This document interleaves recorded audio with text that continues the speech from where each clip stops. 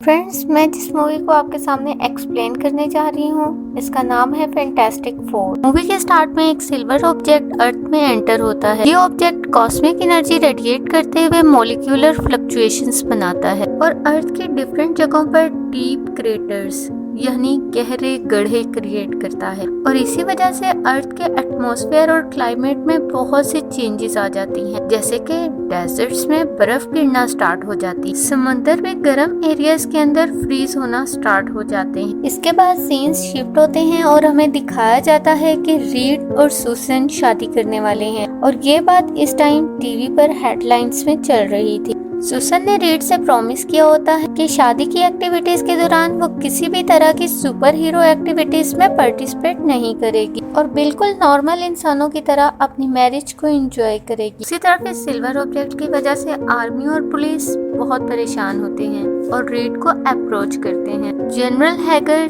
Read से meeting करते हैं और इसे कहते हैं कि वो कोई ऐसा सेंसर बनाए जिससे इस ऑब्जेक्ट को ट्रेस किया जा सके। वो इस ऑब्जेक्ट से रिलेटेड सारी इंफॉर्मेशन रीड को बताते हैं। अब रीड इस जॉब से मना कर देता है क्योंकि इस सैटरडे उसकी और सुसन की शादी होने वाली थी। अब सुसन रीड के इस साइंटिफिक प्रोजेक्ट को रिजेक्ट करने पर बहुत हैरान होती है, लेकिन साथ ही साथ बहुत खुश भी होती है। इसके बाद सीन्स लटवेरिया में शिफ्ट होते हैं जहां विक्टर वेंडू लास्ट 2 इयर्स से सिल्वर ऑब्जेक्ट्स के गुजरने की वजह से स्टैचू बना हुआ है। फाइनली वो आजाद होकर मूव करना स्टार्ट करता है। फ्रेंड्स, के विक्टर फैंटास्टिक फोर के पार्ट 1 का विलन है जिसे फैंटास्टिक फोर ने मेटल स्टैचू बना दिया था, लेकिन वो फिर से रिलीज हो चुका है और एक आदमी विक्टर पर एक्सपेरिमेंट करके उसे ह्यूमन बॉडी में चेंज कर चुका है। रीड ने जनरल को ट्रैकर बनाने से मना तो कर दिया था, लेकिन बाद में हमें ये पता चलता है कि उसने ऐसा सिर्फ सुसन के सामने किया था। जब वो छुपकर ट्रैकर बना रहा होता है तो बेन और जोनी उसे देख लेते हैं। अब रीड उन दोनों से प्रॉमिस लेता है कि वो सुसन को कुछ ना बताएं वरना वो नाराज हो जाएगी। और फ्रेंड्स, अब शादी का दिन आ जाता है और रीड ट्रैकर एक्टिवेट करके मैरिज सेरेमनी में जाता है और मैरिज सेरेमनी के दौरान रीड के रडार पर ये वार्निंग्स आना स्टार्ट हो जाती हैं कि वो सिल्वर ऑब्जेक्ट 3 मिनट्स में न्यूयॉर्क में लैंड कर रहा है। इसलिए वहाँ से पावर्स चली जाती हैं और अचानक वहाँ पर डिस्टरबेंस स्टार्ट हो जाती है और अब बेचारे रीड और सुसन शादी करने की बजाय वापस अपनी ड्यूटीज में लग जाते हैं। बेन, सुसन और रीड वहाँ पर लोगों की जानों को सेव करते हैं। दूसरी तरफ रीड जॉनी को सिल्वर चीज के पीछे भेज देता है।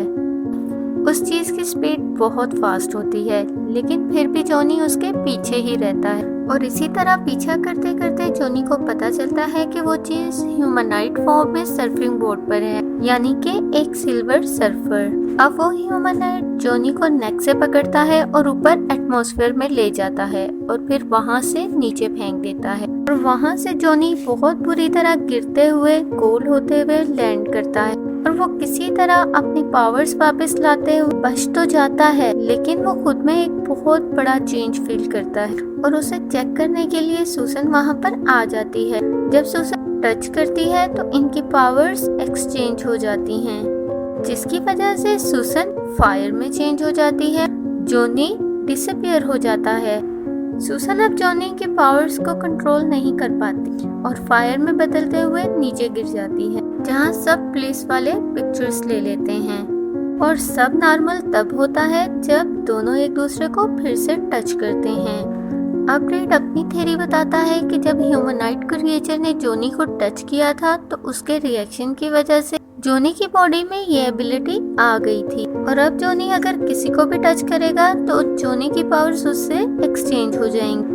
रीड सबको इंस्ट्रक्शंस देता है कि वो सब जॉनी से डिस्टेंस मेंटेन करें जब तक इस मसले का कोई डेफिनेट सोल्यूशन ना मिल जाए। इसके बाद हमें दिखाया जाता है कि सीन्स ग्रीनलैंड में शिफ्ट होते हैं, जहां विक्टर सिल्वर सर्फर को ट्रैक करते हुए पहुंचता है और उसे अपने साथ टीम अप होने की ऑफर करता है और जब सिल्वर सर्फर इस ऑफर को रिजेक्ट करता है तो विक्टर उस पर अटैक कर देता है। इसके बदले में सिल्वर सर्फर उस पर फुल फोर्स के साथ काउंटर अटैक करता है और विक्टर बहुत दूर जाकर गिरता है। इसके बाद रीड अपनी रिसर्च में बताता है कि ये सिल्वर सर्फर यानी ह्यूमनाइट क्रिएचर अर्थ पर आने से पहले बहुत से दूसरे प्लेनेट पर भी जा चुका है और इसमें सबसे ज्यादा टेंशन की बात ये है कि ये क्रिएचर अर्थ के अलावा जितने भी प्लैनेट्स पे गई है उनमें 8 दिन के बाद वो सब प्लैनेट्स डिस्ट्रॉय हो गए। उनमें से आप किसी भी प्लैनेट पे लाइफ का नामो निशान तक नहीं।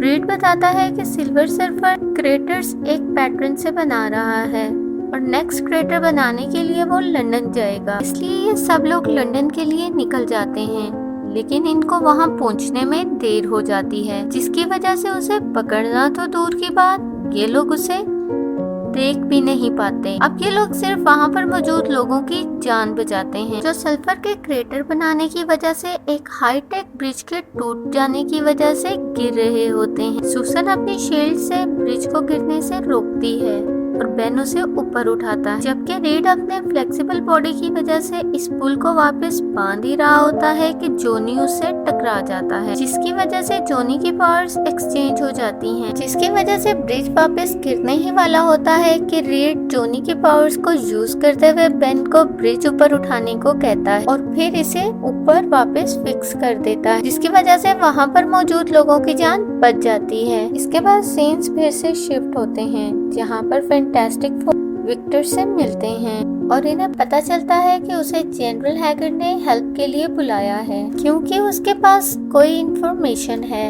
सबको गुस्सा तो बहुत आता है, मगर रीड एक बार उसकी बात सुनने के लिए मान जाता है। अब विक्टर सिल्वर सल्फर के साथ हुई अपनी रिकॉर्डेड मीटिंग दिखाता है, जिससे इनको ये पता चलता है कि सिल्वर सल्फर की सारी पावर्स उसके बोर्ड में है, क्योंकि वो बोर्ड से पावर्स प्रोजेक्ट करके विक्टर्स को अटैक करता नजर आता है, जिसका पर्पस इनको सिल्वर सल्फर को उसके बोर्ड से सेपरेट करना है।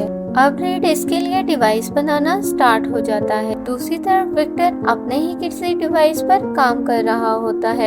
अब सूसन ये सब देख लेती है और विक्टर को वार्न करके वहाँ से चली जाती है। अब फैंटास्टिक फोर की टीम रीड की बनाई हुई डिवाइस को लेकर जंगल में जाते हैं और अपनी अपनी पोजीशन पर डिवाइस लगाने में लग जाते हैं। जोनी, रीड और बेन तो डिवाइस ऑन कर लेते हैं, लेकिन सूसन के पास सिल्वर सल्फर पहुंच जाता है। सूसन उससे बात करती है, जिस पर वो सूसन को बताता है कि वो डिस्ट्रॉयर नहीं है बल्कि कोई और है, वो बस उसके लिए काम कर रहा है कि उसके पास और कोई ऑप्शन नहीं है। इसी दौरान आर्मी सिल्वर सल्फर पर अटैक कर देती है। इस डिस्ट्रक्शन की वजह से सूसन अपना डिवाइस लगा देती है। इसके बाद वो लोग सक्सेसफुली सिल्वर सल्फर को उसके बोर्ड से अलग कर देते हैं। सिल्वर सल्फर को अरेस्ट करने के बाद जनरल फैंटास्टिक फोर की टीम को रूडली सिल्वर सल्फर से दूर रहने का कहता है, क्योंकि अब गवर्नमेंट आर्मी ही डिसाइड करेगी कि उनको क्या करना है। दूसरी तरफ आर्मी जिस तरह से सिल्वर सल्फर को टॉर्चर करती है, उससे फैंटास्टिक फोर की टीम बहुत परेशान हो जाती है और सिल्वर सल्फर से बात करके उसकी हेल्प करने का डिसाइड करती है। अब सूसन इनविजिबल होकर सिल्वर सल्फर से मिलने जाती है। वो इसे बताता है उसके मास्टर का नाम गैलेक्टस है और सिल्वर सल्फर अपनी खुशी से ये सब नहीं कर रहा, बल्कि